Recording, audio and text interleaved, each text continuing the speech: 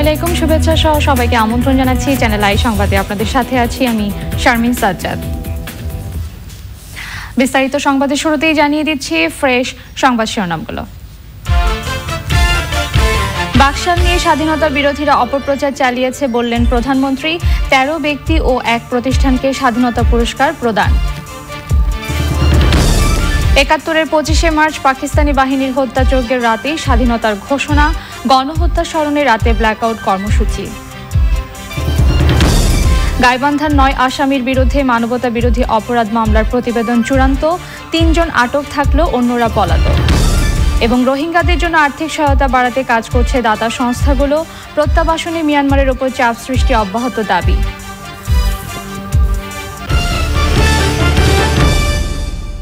সংবাদ শিরোনামগুলো জানাচ্ছিলাম। এখনকার এই সংবাদ আয়োজন একই সঙ্গে চ্যানেল আই অনলাইনের লাইভ টিভি এবং চ্যানেল আই অনলাইনের ভেরিফাইড ফেসবুক পেজও সরাসরি প্রচার হচ্ছে। চলে যাচ্ছে বিস্তারিত সংবাদে এবং শুরুতেই থাকছে উত্তাল মার্চ প্রসঙ্গ।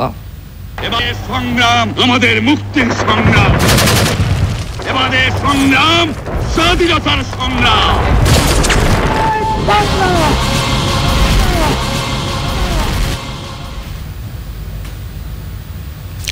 জাতীয় পর্যায়ে গৌরবোজ্জ্বল ও কৃতিত্বপূর্ণ অবদানের স্বীকৃতিতে ১৩ জন ব্যক্তি ও একটি প্রতিষ্ঠানকে এবছর বাংলাদেশের সর্বোচ্চ জাতীয় পুরস্কার স্বাধীনতা পদক তুলে দিয়েছেন প্রধানমন্ত্রী শেখ হাসিনা। বঙ্গবন্ধু আন্তর্জাতিক সম্মেলন কেন্দ্রে পুরস্কার প্রদান শেষে প্রধানমন্ত্রী বলেন, দেশের অর্থনৈতিক মুক্তির জন্য সব দলের সমন্বয়ে বঙ্গবন্ধু যে বাকশাল গঠন করেছিলেন, স্বাধীনতা বিরোধীরা এর বিরুদ্ধে অপপ্রচার চালিয়েছে। নীলাদ্রি শেখরের রিপোর্টে বিস্তারিত। মুক্তিযুদ্ধের চেতনা সমুন্নত রেখে জাতি গঠনের অগ্রযাত্রায় যারা দিশারি হয়েছেন, যাদের আত্মত্যাগ আর অবদানে এগিয়েছে দেশ ও সমাজ, তাদের সম্মান ও স্বীকৃতি জানাতে রাষ্ট্রীয় সম্মাননা স্বাধীনতা পুরস্কার। ২০১৯ সালে স্বাধীনতা ও মুক্তিযুদ্ধে অবদানের জন্য শহীদ বুদ্ধিজীবী মোফাজ্জল হায়দার চৌধুরী মরণোত্তর, শহীদ ATM জাফর আলম মরণোত্তর, আ.ক.ম মোজাম্মেল হক, ইঞ্জিনিয়ার মোশাররফ হোসেন, ডাক্তার কাজী মিসবাহুন নাহার, মরহুম আব্দুল খালেক মরণোত্তর, মরহুম অধ্যাপক মোহাম্মদ খালেদ মরণোত্তর ও মরহুম ব্যারিস্টার শওকত আলী খান মরণোত্তরকে পুরস্কৃত করা হয়। চিকিৎসাবিদ্যায় brigadier general doctor Nurunnahar Fatema Begum, সমাজসেবায় ডক্টর কাজী খলিকুজ্জামান আহমেদ, সংস্কৃতিতে মুর্তজা বশির, সাহিত্যে হাসান আজিজুল হক, গবেষণা ও প্রশিক্ষণে অধ্যাপক ডক্টর হাসিনা খান এবং বিজ্ঞান ও প্রযুক্তিতে বাংলাদেশ পরমাণু কৃষি গবেষণা ইনস্টিটিউটকে পুরস্কার তুলে দেন প্রধানমন্ত্রী শেখ হাসিনা। বাংলাদেশের মানুষের একেবারে গ্রামের প্রতিটি মানুষের ঘরে যেন স্বাধীনতার সুফল পৌঁছায়, প্রতিটি মানুষ যেন উন্নত জীবন পায়, একটি মানুষও ক্ষুধার্ত থাকবে না, গৃহহারা থাকবে না, বিনা চিকিৎসায় কষ্ট পাবে না, তারা তাদের জীবনটা অর্থবহ হবে, সুন্দর হবে, উন্নত হবে, সেটাই আমাদের লক্ষ্য। আর সেই লক্ষ্য নিয়ে আমরা রাষ্ট্র পরিচালনা করে যাচ্ছি। আমাদের প্রচেষ্টাই থাকবে যে বাংলাদেশের প্রতিটি মানুষের জীবনে এই স্বাধীনতার সুফল পৌঁছাক, যেটা জাতির পিতার লক্ষ্য ছিল, স্বপ্ন ছিল। প্রধানমন্ত্রী বলেন, দেশের অর্থনৈতিক মুক্তির জন্য সব দলের সমন্বয়ে বঙ্গবন্ধু যে দল গঠন করেছিলেন, স্বাধীনতা বিরোধীরা এর বিরুদ্ধে অপপ্রচার চালিয়েছিল। বাকশাল থাকলে নির্বাচন ও ভোট নিয়ে কোনো বিতর্ক হতো না। কিন্তু জাতির পিতা যে পদ্ধতিটা নিয়েছিলেন, যে ব্যবস্থাটা তিনি করেছিলেন, এটা যদি কার্যকর করা যেত তাহলে বাংলাদেশে কখনো আর জনগণের ভোটের অধিকার নিয়ে কেউ খেলতে পারতো না। জনগণ তার মন মতো প্রার্থীকে ভোট দিয়ে নির্বাচিত করতে পারত। এবং এই পদ্ধতিতে দুটি নির্বাচন হয়েছিল, যে জাতীয় ঐক্য গড়ে তুলে দেশের অর্থনৈতিক উন্নতি সাধন করা, এবং যার শুভ ফলটা কিন্তু মানুষ পেতেও শুরু করেছিল। বাংলাদেশের অর্থনৈতিক ক্ষেত্রে প্রবৃদ্ধি অর্জন 7 ভাগ অর্জন হয়েছিল ওই ৭৫ সালে অর্থ বছরে। ২৫ মার্চ গণহত্যা দিবসের আন্তর্জাতিক স্বীকৃতি পেতে সরকার জোর প্রচেষ্টা চালিয়ে যাচ্ছে বলেও জানান প্রধানমন্ত্রী শেখ হাসিনা। Niladri Shekhar, channel I, Dhaka. আজ ২৫শে মার্চ ভয়াল কালরাত, জাতীয় গণহত্যা দিবস। ১৯৭১-এর ২৫শে মার্চ মধ্যরাতে হাজার হাজার ঘুমন্ত নিরস্ত্র বাঙালির উপর ঝাঁপিয়ে পড়ে সশস্ত্র পাকিস্তানি হানাদার বাহিনী। অপারেশন সার্চলাইট নামের অভিযানে নির্বিচারে হত্যা করা হয় তাদের। রাতেই স্বাধীনতা ঘোষণা করেন বাঙালির অবিসংবাদিত নেতা বঙ্গবন্ধু শেখ মুজিবুর রহমান। স্বাধীনতার ঘোষণার পরপরই গ্রেফতার করা হয় বঙ্গবন্ধুকে। গণহত্যা দিবস স্মরণে আজ রাত ৯টা থেকে ৯টা ১ মিনিট পর্যন্ত সারা দেশে ব্ল্যাকআউট কর্মসূচি পালন করা হবে। বিস্তারিত ওবায়দুল রশিদের রিপোর্টে। গোপনে পাকিস্তানে পালিয়ে যান ইয়াহিয়া খান। যাবার আগে নির্দেশ দিয়ে যান নিরস্ত্র বাঙালির ওপর সশস্ত্র হামলার। মধ্যরাতেই ঢাকাসহ দেশের বিভিন্ন স্থানে ঘুমন্ত বাঙালির ওপর ঝাঁপিয়ে পড়ে পাকিস্তানি হানাদাররা। Rajarbagh police line, Pilkhana EPR সদর দপ্তর, ঢাকা বিশ্ববিদ্যালয় সহ গোটা ঢাকা নগরীর ওপর সশস্ত্র অভিযানে নামে নরপিচাস পাকিস্তানি হানাদাররা। চালায় মধ্যযুগীয় পৈশাচিক হত্যাযজ্ঞ, অগ্নিসংযোগ। ২৫ মার্চ রাতে গ্রেফতার করা হয় বঙ্গবন্ধুকে। তার আগেই ইপিআরের ওয়্যারলেসের মাধ্যমে স্বাধীনতার ঘোষণা দেন হাজার বছরের শ্রেষ্ঠ বাঙালি, বাংলার অবিসংবাদিত নেতা, জাতির জনক বঙ্গবন্ধু শেখ মুজিবুর রহমান। স্বাধীনতার ঘোষণা দিয়ে জাতিকে পাকিস্তানি সেনাদের বিরুদ্ধে সশস্ত্র মুক্তিযুদ্ধে অংশ নেয়ার আহ্বান জানান বঙ্গবন্ধু। বঙ্গবন্ধু ওনার সবচেয়ে বড় নেতৃত্বের সবচেয়ে বড় কোয়ালিটি হলো উনি যেটা বিশ্বাস করতেন জনগণের মঙ্গল হবে, সেজন্য সেটা করার জন্য তিনি সেটা আন্তরিক এবং সেজন্য তিনি মৃত্যুকেও তোয়াক্কা করতেন না। মৃত্যুকে তিনি আলিঙ্গন করতেন বাংলার মানুষের কল্যাণের জন্য, বাংলার মানুষের স্বাধীনতার জন্য। চট্টগ্রাম ক্যান্টনমেন্টে ট্যাঙ্ক ও মর্টার নিয়ে পাকিস্তানি বেলুচ রেজিমেন্ট আক্রমণ চালায় ২,০০০ বাঙালি অফিসার ও সৈনিকের ওপর। হত্যা করে হাজার হাজার বাঙালিকে। ২৫শে মার্চ বঙ্গবন্ধু খুব রিল্যাক্স ছিলেন, আমি দেখেছি স্বচক্ষে। যে আজকের দিনটার জন্য তিনি অপেক্ষা করেছেন। মনে হলো যে আজকেই তার জীবনের অন্যতম একটা শ্রেষ্ঠ দিন, কারণ আজকেই বাংলাদেশের স্বাধীনতা ঘোষণা দিন সব ঠিক করে রেখেছিলেন। ওরা গুলি করলো, গণহত্যা শুরু করলো, বঙ্গবন্ধুর কণ্ঠস্বর ভেসে উঠল, অর্থাৎ আজ থেকে বাংলাদেশ স্বাধীন। যুদ্ধের জন্য মানসিকভাবে তৈরি থাকায় চট্টগ্রামে পাকিস্তানি সৈন্যরা ঘুমন্ত অবস্থায় পায়নি বাঙালি সৈন্যদের। উল্টো ইপিআর সদর দপ্তরে বাঙালি সৈন্যদের আক্রমণের মুখে পড়ে পাকিস্তানি সেনারা। ৭১-এর কালরাতের সেই নৃশংস বর্বর হত্যাযজ্ঞ বাঙালি ও বিশ্ববাসীর কাছে চরমভাবে ঘৃণিত। Obaidul Rashid, channel I, Dhaka. মহান স্বাধীনতা ও জাতীয় দিবস আগামীকাল। দেশের সূর্য সন্তানদের প্রতি বিনম্র শ্রদ্ধা আর ভালোবাসা জানাতে প্রস্তুত সাভারের জাতীয় স্মৃতিসৌধ। এরই মধ্যে জাতীয় স্মৃতিসৌধের ধোয়া মোছা সহ সকল প্রস্তুতি শেষ হয়েছে। স্মৃতিসৌধ ও এর আশেপাশে নিরাপত্তা ব্যবস্থা জোরদার করা হয়েছে। সাভার থেকে জাকির হাসানের পাঠানো তথ্য ভিডিও চিত্রে সাদিয়া ওমরের রিপোর্ট। স্বাধীনতা দিবসকে ঘিরে বর্ণিল সাজ স্মৃতির মিনারে। গোটা এলাকা সেজেছে ফুলে ফুলে। স্মৃতিসৌধের মূল শহীদ বেদি সহ প্রতিটি রাস্তায় করা হয়েছে কয়েক দফা রং তুলির কাজ। সূর্যোদয়ের সাথে সাথে সাভার জাতীয় শহীদ স্মৃতিসৌধের বেদিতে ফুল দিয়ে মুক্তিযুদ্ধের লাখো শহীদদের প্রতি শ্রদ্ধা জানাবেন রাষ্ট্রপতি মোহাম্মদ আব্দুল হামিদ ও প্রধানমন্ত্রী শেখ হাসিনা। ঢল নামবে রাজনীতিবিদ, কূটনীতিক, সামাজিক ও সাংস্কৃতিক সংগঠন সহ সর্বস্তরের মানুষের। দিবসটি উপলক্ষে প্রস্তুত করা হয়েছে জাতীয় স্মৃতিসৌধকে। জোরদার করা হয়েছে কয়েক স্তরের নিরাপত্তা ব্যবস্থা। পর্যাপ্ত পরিমাণে পুলিশ ফোর্স মোতায়েন করা হয়েছে। তাছাড়া নিয়মিত ফোর্সের পাশাপাশি সাদা পোশাকে পুলিশ নিরাপত্তা রক্ষায় নিয়োজিত থাকবে এবং গোয়েন্দা তথ্য সংগ্রহ করবে। নিরাপত্তার স্বার্থে এরই মধ্যে বন্ধ রাখা হয়েছে স্মৃতিসৌধ প্রাঙ্গণে জনসাধারণের প্রবেশ। লক্ষ লক্ষ জনতা সাভার জাতীয় স্মৃতিসৌধে শহীদদের সম্মানে পুষ্পস্তবক অর্পণ করবেন। সে লক্ষ্যে গণপূর্ত অধিদপ্তরের পক্ষ থেকে পুরো স্মৃতিসৌধ কমপ্লেক্স ধুয়ে মুছে পরিষ্কার পরিপাটি করা, ফুল দিয়ে সাজানো, সিসি ক্যামেরা স্থাপন, লেক সংস্কার সহ সকল কাজ সম্পন্ন করা হয়েছে। ঢাকা আরিচা মহাসড়কের বিভিন্ন স্থানে ব্যানার ফেস্টুন টাঙানো হয়েছে। নতুন রূপে সাজানো হয়েছে মহাসড়কগুলোকে। Sadia Omar, channel I.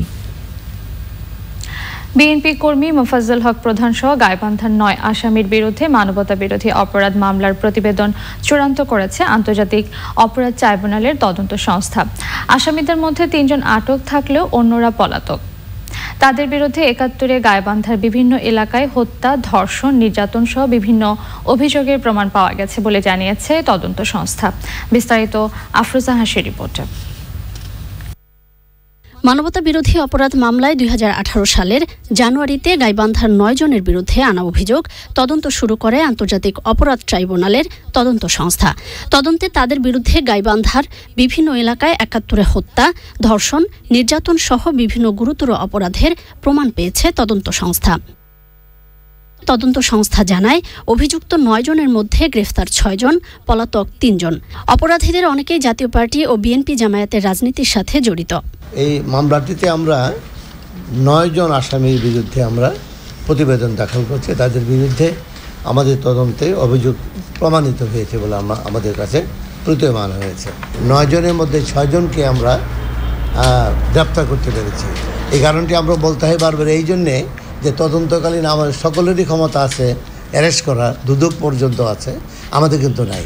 তো এটা গ্রেফতার করাটা খুব কঠিন কাজ আমাদের হয়ে পড়ে। দীর্ঘ 9 বছর চলায় প্রতিবন্ধকতা কিংবা সফলতা ও ব্যর্থতার বিষয়েও মূল্যায়ন করেছে তদন্ত সংস্থা। এটা কিন্তু একটা কনসাল্টেড এফোর্ট। আমরা তদন্ত করি, প্রসিকিউটরগণ প্রসিকিউট করেন, ট্রাইব্যুনাল বিচার করেন, সবার মিলে একটা মিলিত রেজাল্ট। এখানে যেটুকু আমরা দাবি করতে পারি যে আমরা বহুদিনের পুরনো মামলা, সাক্ষ্য প্রমাণ সংগ্রহ করা কঠিন ছিল এবং এই ধরনের মামলা, এত পুরনো মামলা কোনো দেশে এত সাকসেসফুলি প্রসিকিউট করা হয়েছে এরকম ইতিহাস নাই। পরে কেক কেটে সংস্থার 9 বছর পূর্তি উদযাপন করা হয়। আফরোজা হাসি, চ্যানেল আই, ঢাকা। রোহিঙ্গা প্রত্যাবাসনে মিয়ানমারের উপর চাপ প্রয়োগ অব্যাহত আছে বলে জানিয়েছে জাতিসংঘ গঠিত আন্তর্জাতিক শরণার্থী বিষয়ক সংস্থা UNHCR সহ বিভিন্ন দাতা সংস্থাগুলো। রোহিঙ্গা সংকট নিরসনে আর্থিক সহযোগিতার লক্ষ্যে যৌথ পরিকল্পনা ও ফান্ড গঠনের আওতায় আয়োজিত সংবাদ সম্মেলনে সংস্থার প্রতিনিধিরা এই কথা জানিয়েছেন। নতুন বছরে রোহিঙ্গাদের জন্য কী পরিমাণ অর্থ সহায়তা প্রয়োজন তা জানাতেই পার্টনারশিপ মিশনের এই সংবাদ সম্মেলন। চলতি বছরে 92 কোটি মার্কিন ডলারের মধ্যে গত 2 মাসে 14% অর্থ তহবিলে জমা হয়েছে বলে উল্লেখ করে নির্ধারিত সময়ের মধ্যেই বাকি অর্থ সংগ্রহ হবে বলে আশা প্রকাশ করা হয়।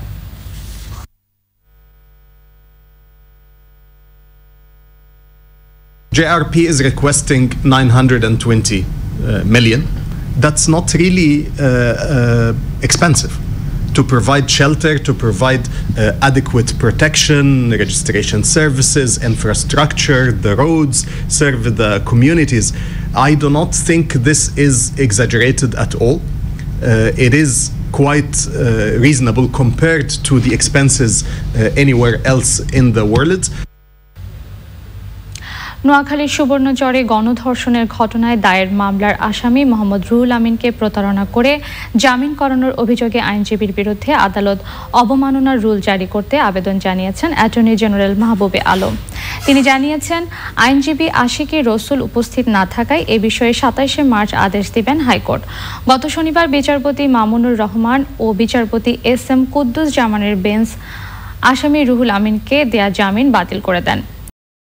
সুবর্ণচর উপজেলা আওয়ামী লীগের প্রচার সম্পাদক ও চরজুবলি ইউনিয়নের সাবেক ইউপি সদস্য ছিলেন। ধর্ষণের মামলায় গত 4 জানুয়ারি পুলিশ তাকে গ্রেফতার করে কারাগারে পাঠায়। এবার নিটল টাটা কৃষি সংবাদ।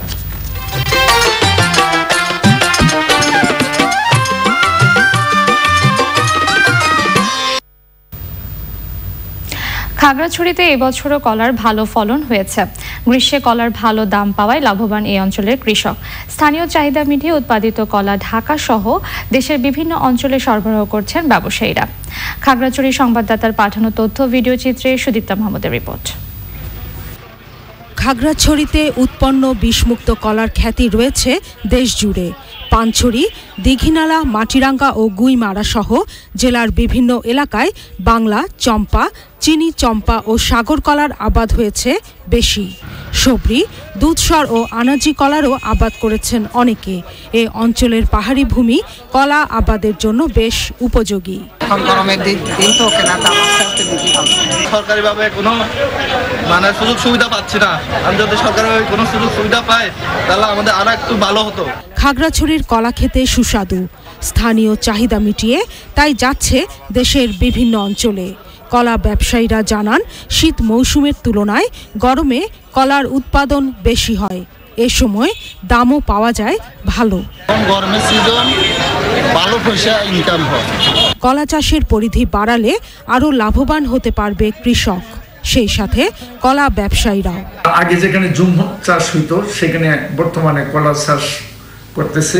বর্তমানে যে অবস্থায় আছে এটা আরো বৃদ্ধি করার সুযোগ আছে এবং কলা চাষ করে পাহাড়ি জনগণ লাভবান হবে, এটি আমাদের প্রত্যাশা। খাগড়াছড়িতে এবার ৩,৫০৯ হেক্টর জমিতে কলা চাষ হয়েছে। উৎপাদনের লক্ষ্যমাত্রা ৭০,০০০ metric ton. Sudipta Mahmud, Channel I. এবার থাকছে প্রকৃতি সংবাদ।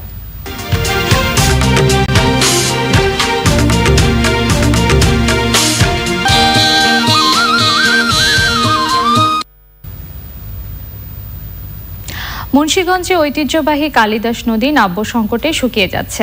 এ কারণে পরিবেশে বিপর্যয় নেমে আসছে, বন্ধ হয়ে গেছে নৌ চলাচল, সেচ সংকটে পড়েছেন দুপারের কৃষকরা। বিস্তারিত রাসেল মাহমুদের রিপোর্টে। প্রাচীন আমলে মুন্সিগঞ্জ জুড়েই ছিল এ প্রমত্তা নদী কালিদাস। কালের বিবর্তনে ধলেশ্বরী থেকে মেঘনা মোহনা হয়ে পদ্মার সঙ্গে মিশে গেছে নদীটি। একই সঙ্গে পলিজমি ভরাট হয়েছে, এখন শুকিয়ে সংকুচিত হয়ে গেছে, অনেক জায়গা বেদখলও হয়েছে। নদীর দুপারের বিস্তীর্ণ কৃষিজমি এখন সেচ সংকটে, নষ্ট হচ্ছে নদী কেন্দ্রিক ইকোসিস্টেম। প্রায় বন্ধ হয়ে গেছে এক সময়ের গুরুত্বপূর্ণ এই নৌরোড। এখন নদীটা পুরোটাই ভরাট হয়ে গেছে, শুকিয়ে গেছে পুরো নদীটা। এখন এদিক নিয়ে এটা ফলন করে দেয় জনগণ সবার জন্য। এটা ভালো যারা কৃষি বলকের জাহাজ, ডেজার, সরকারি স্থির বোর্ড আসা যাওয়া খুব সমস্যা হয়। নৌকা যাওয়া যায় না, নৌকা চলাচল করা যায় না, আলু কৃষি যত কিছু আনি আমরা কিছুই আনা যায় না। নদীতে মনে করেন যে পানিও তো হয় না, লসও যেতে পারে না। নদীর চাইরে পাশে মনে করেন 20,000 ফ্যামিলি আছে। আমরা সব কৃষি কাজ করি, আমরা কৃষির উপরে সব আমাকে নির্ভর করে। যদি নদীতে পানি না থাকে আমরা জমিনে একটু পানি দিব, পানিও দিতে পারি না। এই খালটা যদি কাটতে দিত তাইলে আমরা এই খালের আশেপাশে ইরিদান করেও চলতে পারতাম। পানি উন্নয়ন বোর্ডের পরবর্তী প্রকল্পে কালিদাস নদী খননের আওতায় আনা হবে। এর মাধ্যমে নদীর পুনর্জীবন হবে বলে মনে করেন জেলা প্রশাসক। পানি সম্পদ মন্ত্রণালয় থেকে নদীগুলো খনন করার বিষয়ে একটি প্রজেক্ট নেওয়া হয়েছে। মুন্সিগঞ্জে এখন পানি সম্পদ মন্ত্রণালয়ের 2টো খাল খনন হচ্ছে, পর্যায়ক্রমে এই নদীটা ইনক্লুড হবে। এক সময়ের প্রমত্তা এ নদী এখন এতটাই ছোট হয়ে গেছে যে এর উপর কাঠের পোল নির্মাণ করতে পেরেছে জেলা প্রশাসন। মুন্সিগঞ্জ থেকে রাসেল মাহমুদ, চ্যানেল আই।